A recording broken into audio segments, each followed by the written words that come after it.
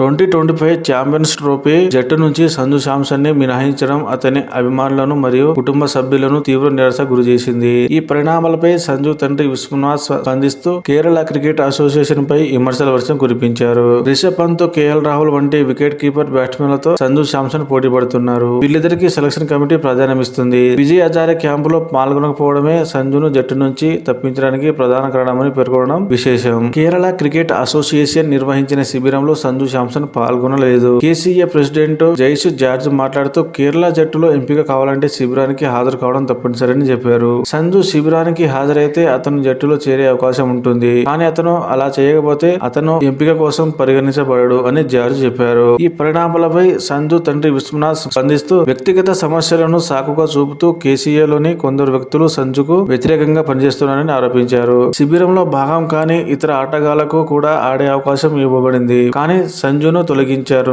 ఇది వ్యక్తి వివక్ష అని విశ్వనాథ్ అన్నారు. సంజు తండ్రి కేసీఏతో మాట్లాడేందుకు సిద్ధమయ్యారు. నా కొడుకుకు సరైన అవకాశాలు ఇవ్వాలనుకుంటున్నాను. ఎలాంటి పొరపాటు జరిగినా సరిదిద్దేందుకు సిద్ధంగా ఉన్నానని ఆయన అన్నారు. ప్రజెంట్ ఈ చర్చ క్రికెట్ ప్రపంచంలో హాట్ టాపిక్ అయింది. సంజు శాంసన్ తన రాబోయే ప్రదర్శనతో విమర్శలను తిప్పికొట్టగలడని అభిమానులు ఆశిస్తున్నారు. ఐసీసీ ఛాంపియన్స్ ట్రోఫీ 2025 కోసం టీమిండియా జట్టును ప్రకటించింది. ఇప్పటికే 2024 టీ20 వరల్డ్ కప్ గెలుచుకున్న భారత్ రెండవ ఐసీసీ టోర్నీని గెలుచుకోవాలనే లక్ష్యంతో రంగంలోకి దిగుతుంది. జట్టులో చెప్పుకోదగ్గ ఆటగాళ్లు ఎంపిక చేసినప్పటికీ సంజు శాంసన్ కు జట్టులో చోటు దక్కపోవడం వివాదానికి దారితీసింది. ఐసీసీ ఛాంపియన్స్ ట్రోఫీ 1998 లో మినీ వరల్డ్ కప్ గా ప్రారంభమైంది. తొలి టోర్నీ బంగ్లాదేశ్ లో జరిగింది.